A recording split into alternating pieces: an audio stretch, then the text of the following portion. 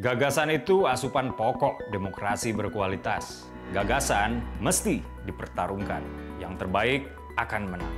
Semakin banyak politik gagasan mengisi panggung, politik identitas tak punya tempat bernaung. Simak Gagasan UKI. Assalamualaikum warahmatullahi wabarakatuh. Salam sejahtera untuk kita semua. Om Swastiastu, Namo Buddhaya, salam kebajikan. Teman-teman, Wali Kota Makassar, Muhammad Ramdan Dhani Pomanto pada 1 Juli kemarin resmi mengundurkan diri dari Partai Nasdem. Dikutip dari kantor berita Detikcom, surat pengunduran diri Dhani Pomanto dikirimkan kepada Ketua Umum Partai Nasdem Surya Paloh langsung. Surat itu juga ditembuskan kepada DPW Nasdem Sulawesi Selatan, Sulsel ya, dan DPD Nasdem Kota Makassar. Dalam surat pengunduran diri tersebut, Mas Dhani bertanda tangan di atas materai.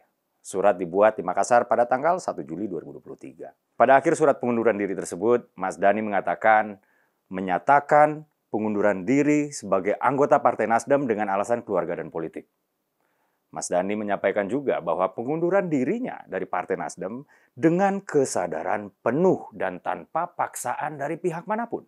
Dia kemudian mengucapkan terima kasih kepada Nasdem yang telah bekerja sama dengannya selama ini. Belakangan beredar lagi nih pemberitaan bahwa Dhani mengundurkan diri salah satunya karena pencapresan Anies oleh Nasdem. Kata Mas Dhani, iya, saya kira bisa juga alasan itu. Atau itu maksudnya pencapresan Anies ya. Karena ini pilihan pribadi, tapi saya kira bukan satu-satunya alasan itu. Kata Mas Dhani kepada wartawan ya hari Senin ini.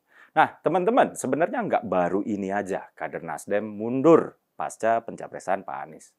Pertama, Bang Zulfan Lindan, mantan anggota DPR RI ini resign dari Partai Nasdem setelah pernyataannya terkait Anies Baswedan yang disebut sebagai antitesis Jokowi. Kedua, Pak Siswono, politisi senior yang menjabat sebagai Dewan Pertimbangan Partai Nasdem tersebut, menyatakan mundur pada akhir 2022 yang lalu.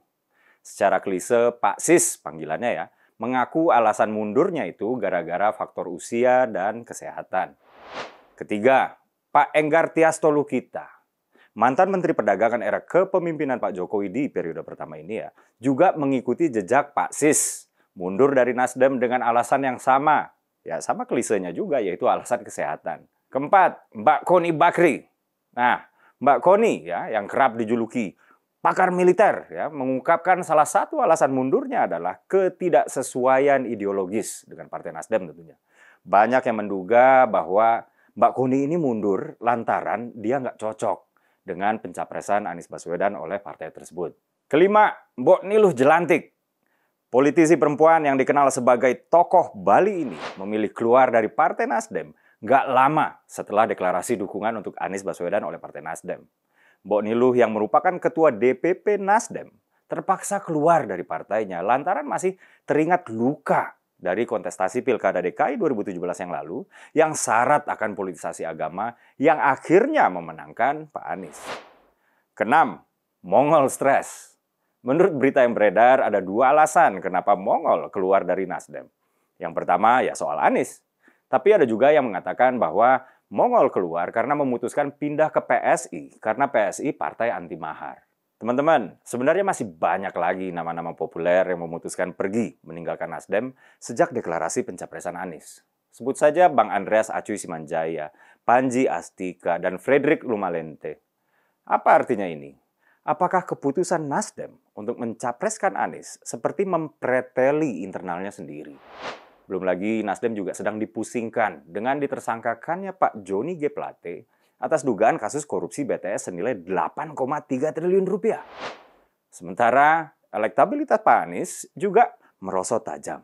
Misalnya menurut Indikator Politik Indonesia, dalam simulasi 3 nama yang dilakukan oleh indikator, elektabilitas Anies secara berturut-turut itu turun terus. Yakni 29,4% ya di bulan Juli 2022, kemudian Oktober jadi 28,4%, Januari 2023 jadi 24,2%, Februarinya jadi 24%, Aprilnya jadi 22,2%, awal Mei jadi 21,8%, sampai akhirnya akhir Mei jadi 18,9%. Turunnya elektabilitas Anies secara konstan tentu mempengaruhi kepercayaan diri partai-partai pengusungnya. Demokrat bahkan sudah semacam membuka jalur kemesraan dengan PDIP. Dikutip dari kantor berita CNN Indonesia, Ketua Majelis Tinggi Partai Demokrat, Pak SBY, sudah mengeluarkan jurus politik mimpi yang menggambarkan kemesraan antara dirinya, Ibu Megawati, dan Presiden Jokowi. Pertemuan antara Mas Ahaye dan Mbak Puan di Senayan juga sudah menasbihkan kemesraan tersebut ya ke dunia nyata.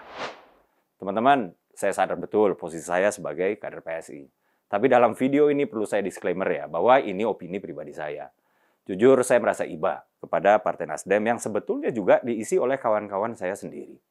Nasdem dan PSI juga tergabung dalam Sosdem Asia. Namun bagi saya, kesalahan terbesar Partai Nasdem adalah hirau terhadap corak suara basis pemilihnya sendiri yang sebetulnya sudah cukup mapan. Kini banyak tokoh-tokohnya yang meninggalkan Nasdem. Ditambah elektabilitas Anies yang terus merosot, koalisi bentukan Nasdem, yaitu koalisi perubahan ya, tampak semakin kehilangan kepercayaan dirinya. Saya Dedek Prayudi, wassalamualaikum warahmatullahi wabarakatuh.